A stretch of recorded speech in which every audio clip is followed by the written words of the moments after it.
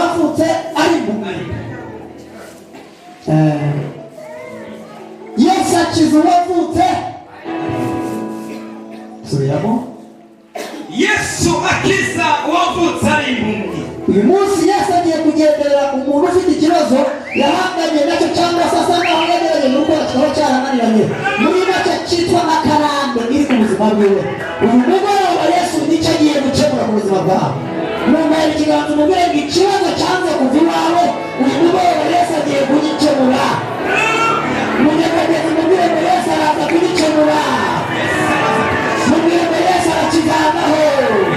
Mubwire ngo Yesu aragikuraho. Zamura haleluya.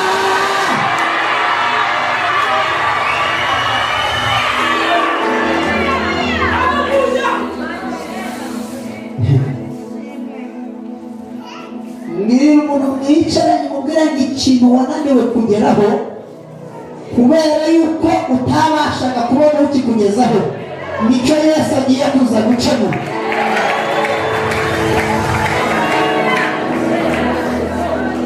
Uyu muntu yavutse ari impumyi. Kubera ko yavutse ari impumyi, hari ibintu atigeze abonesha amaso kandi abandi barabireba.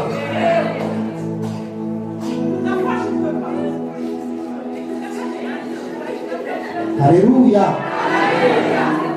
Amina. Mbwira umuntu mwicaranye ngo ikintu wumva ariko utakireba, nicyo Yesu agiye kuza kukwereka kugira ngo mukoresheho. Hanyuma mubwira ikiganza umubwire ngo zamura iyerekwa ryawe, zamura kwizera kwawe, hari icyo Imana igiye gukora.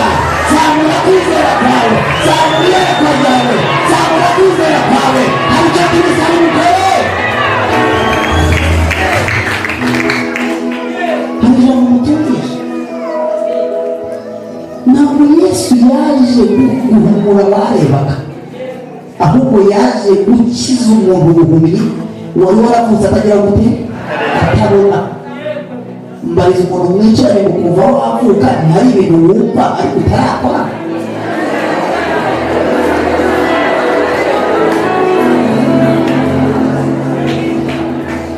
Ntabwo urimo kubyumva. Ubu dufite abakora ubona ko bavuye gushima Imana hano, abakoze ubukwe.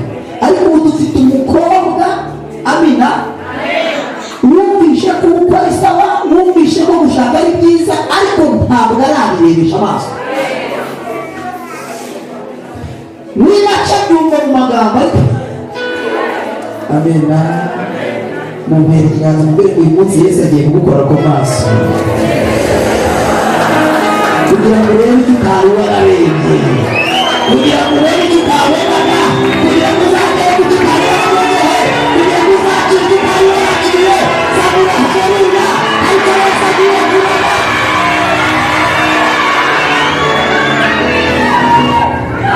Umva bavuga akazi keza, ariko akukora ntibahura n'ako wumva bavuga. Umva bakubwira ngo uzabona akazi ariko nturakageraho. Umva bakubwira ngo uzabyara ariko nturareba umwana.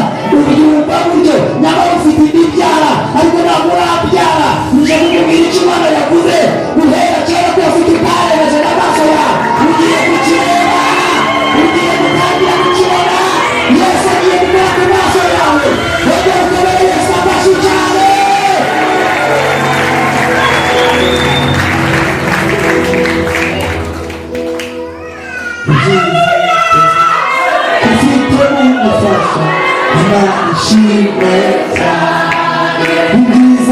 Ibyiza yakoze bifite umufasha, Imana ishimwe cyane. Niba wifasha mu bintu byose bikomeye, Imana ishimwe cyane. Imibabaro yanjye yose niwarize, ahindura iyo mibabaro twanezeze. Imana ishimwe kuko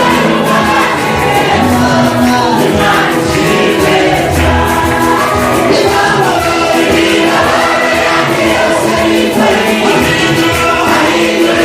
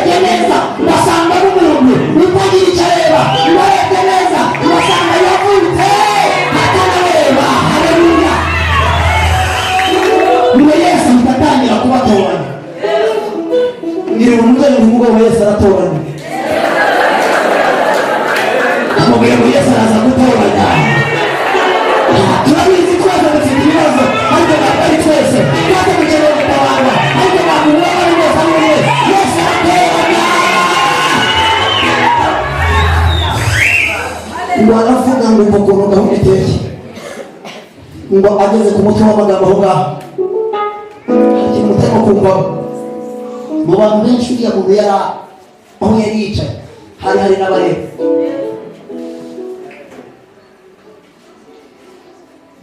imana ntirobana ahubwo misi yose uyubahira mwemera uko uri kose ukakuyubaha ibi ngibi bikureba wowe kerurira ubwo abandi ntatandukanye baritimbutse none izabaruha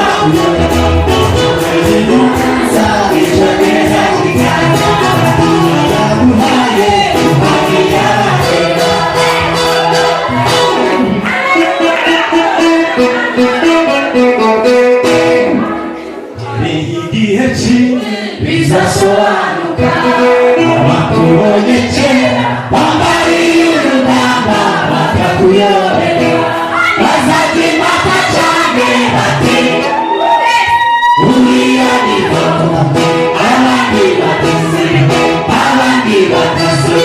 gahunda zubabwiye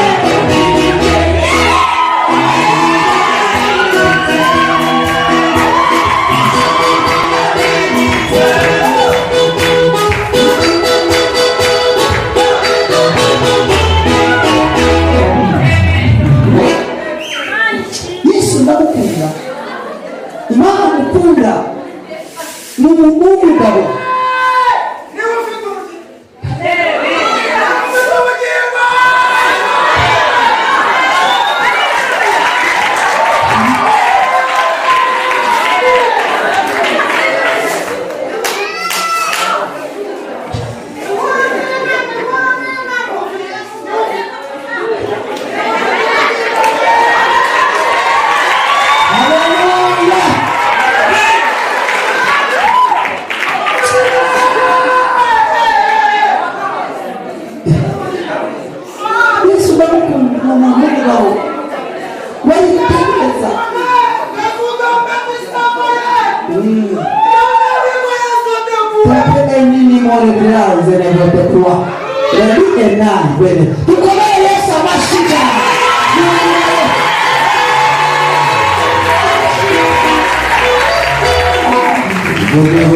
Yesu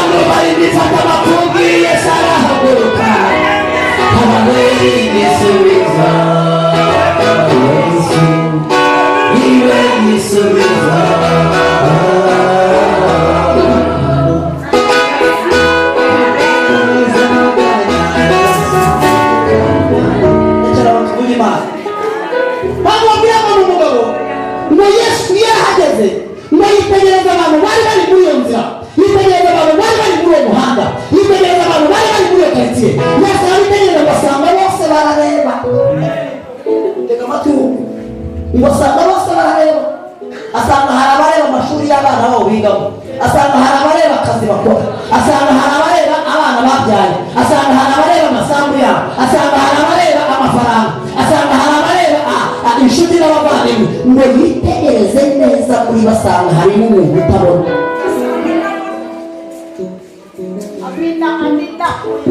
uko yaje anshaka uko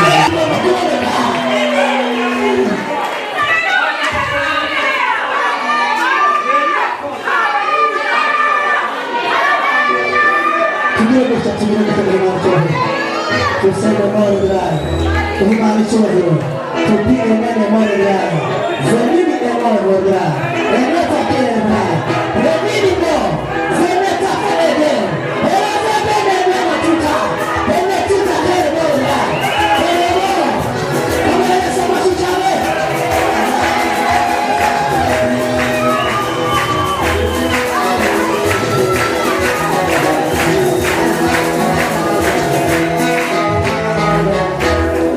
Mutwe w'amagambo tubwiye iki? Mutwe w'amagambo Yesu akiza uwavutse ari impumyi. Yesu akiza uwavutse ari impumyi. Reka mbabwire tugendana n'abantu bareba ariko twe ntiturebe, tubana n'abantu bareba ariko twe ntiturebe, dusenga n'abantu bareba ariko twe ntiturebe. Mubwire ngo uyu munsi Yesu nawe akuzi.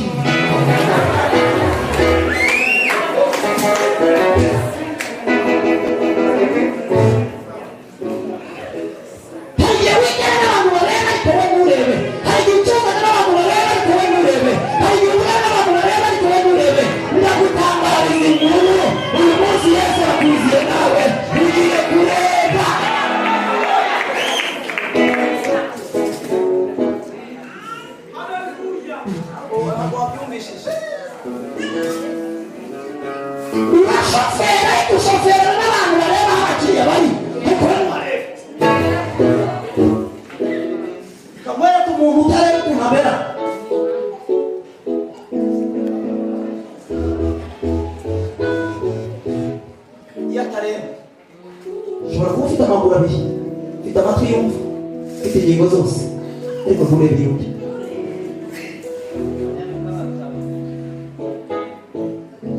Wakuba reba turi soko y'ubugingo namwe mugiye kureba.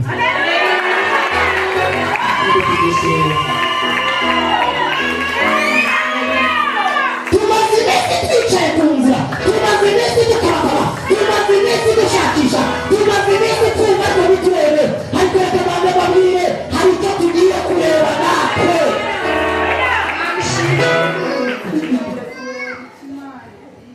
Kureba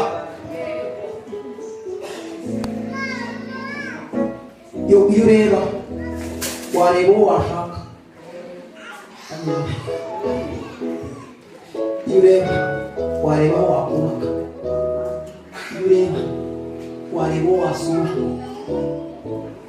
iyo ureba wareba uwo ufitiye umumaro, iyo ureba Yesu wahageze. Ijambo rya Mungu ryanzoga ngo Yesu ahageze ngo akiza uwavutse ari impumyi. Mutege amatwi twumve. Kuki Yesu yakije uwavutse ari impumyi? Wagize umuryango we yavutse we ntiwareba.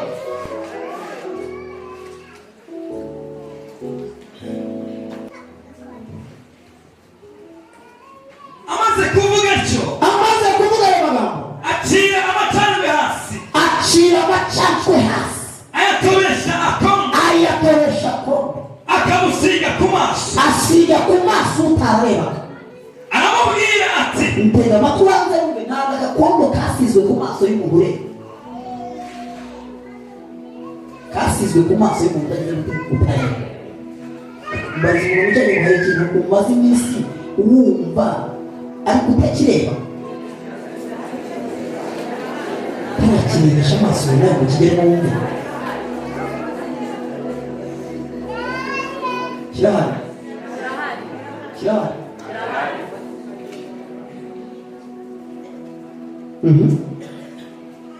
aramubwira ati genda wiyuhagire, icyo cyondo nta handi cyakurirwaho. Genda wiyuhagire ku kidendezi cy'Isorowamu. Si uko Yesu yari aramenye guhita amubwira ngo genda urarebye, ahubwo hari ibintu bimwe Yesu yari yaragiye asiga ku bakozi be. Turimo turajyana ariko hari ubutware yagiye ahereza abantu be. Amen. Amen. Amen. Amen. Mubwire ngo uyu munsi waje kwiyuhagira.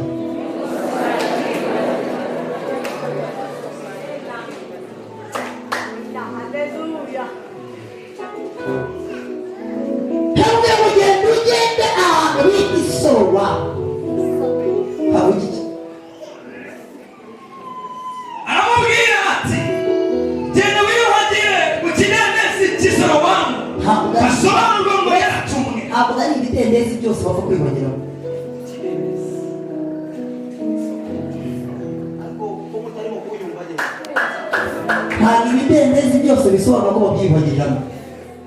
Yesu aramubwira ngo ahantu ugomba kwiyuhagirira ukagenda ukiyuhagira bikemera ni Isorowamu. Wagize ngo se kugira ngo ngere Isorowamu ntiyaciye kuri ibidendezi kubimo munani ngo mukabyara. Ugize ngo kugira ngo ngere Isorowamu ntiyari yaciye hepfo y'ikizenga, ntiyari yaciye hepfo y'ikidendezi, ntiyari yaciye hirya y'ikidendezi, ntiyari yaciye inyuma y'ikindi, ariko Yesu amurangira ahantu agomba gukurwaho ikawa mu maso ngomba kwiyuhagirira akareba. Isorowamu, Isorowamu noneho komeza isoma. hasobanurwa ngo ya umva igisobanuro cy'aho hantu Yesu yamwohereje. Byasobanurwa ngo numara kugerayo, igisobanuro cy'aho hantu bisobanurwa ngo yaratumwe. Mani kurinde kwiyuhagirira aho batatumwe.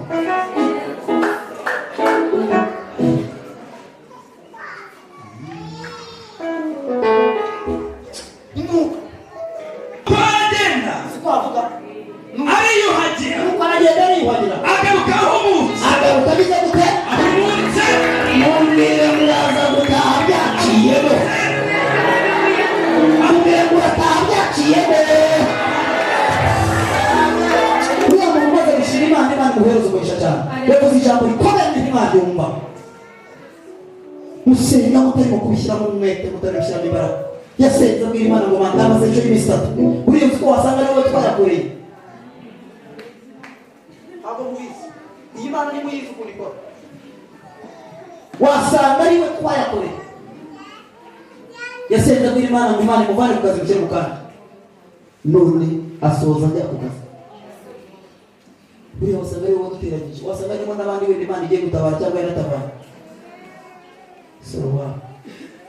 Mana yambwiye ngo bagure uyu munsi murareba ibyo mutareba.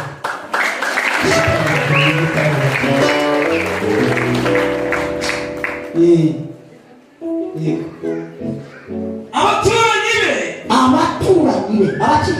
abaturanyi Abaturanyi be yego yego n'ababonaga kera n'abajyaga bamubona kera. aho asabiriza Uretse gato mbwira umuntu mwicaye nyuma n'ubwo ugirisha ibimenyetso, ariko abaturage bawe barakuzi.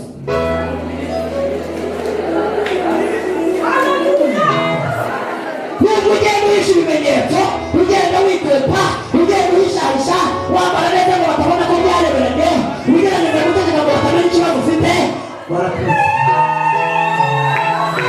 Abaturage barakuzi. Naratangaye cyane ejo ariko bagira ngo mbwire bagiye gutangira kubazanya, bagiye gutangira kubaza uko byagenze, bagiye gutangira gusobanuza, bagiye gutangira kumenya amakuru. Haleluya.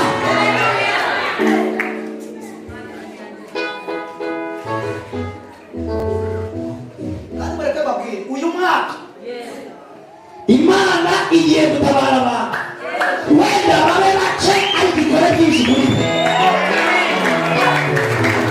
Ndamutangariza. Amen. Tumabwire. Haleluya. Imana ishoboye ibintu abantu badashobora.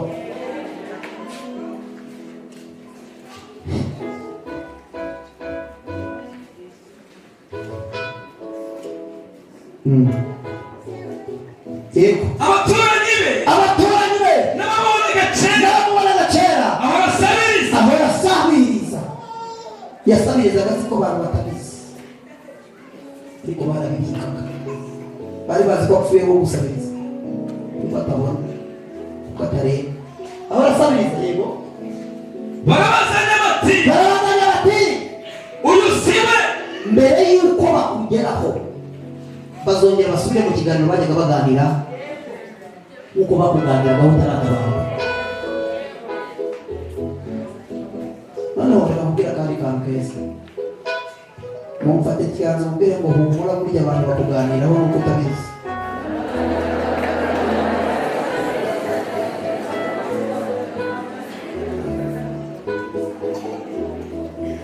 Burya abantu bakuganiraho niyo utambutse bakuganiraho, n'iyo bageze iwawe bakuganiraho, ni ukuvuga ngo bakuganiraho. Ndagira ngo ngusobanurire ijambo rivuga ngo bagiye kongera bakuganireho, hanyuma bahindura ikiganiro cy'ibyo bajyaga bakuganiraho. Bagiye kugihera.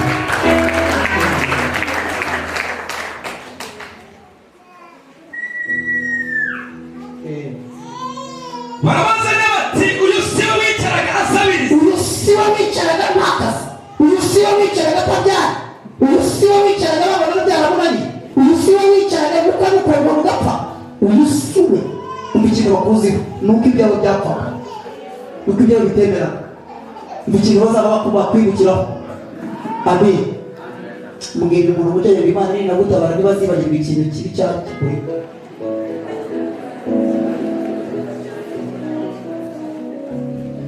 Yashimye Imana arimo kwibwirira kugira ngo arimo arabeshya, ababwira ngo ihirike imisozi, bizahirike imisozi yawe.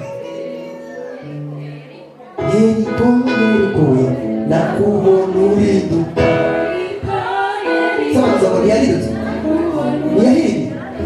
ntiyahiridutse.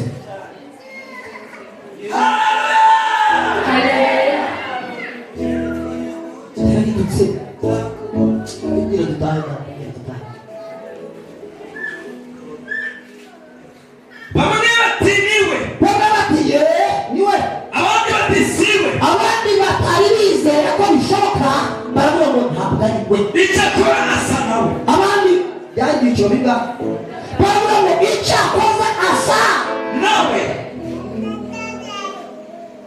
noneho arakantu kansekejemo karimo konsesa kuri rino jambo. Ntabwo bemeraga ko yahindutse, bemeraga ko byamubaho, ahubwo bahita batangira bavuga ngo icyakoze ajya kumera nkawe, ariko ubu urebye si we. ubwo bahita batangira kuvuga ngo n'ibyo ubonye ntukwiranye nabyo.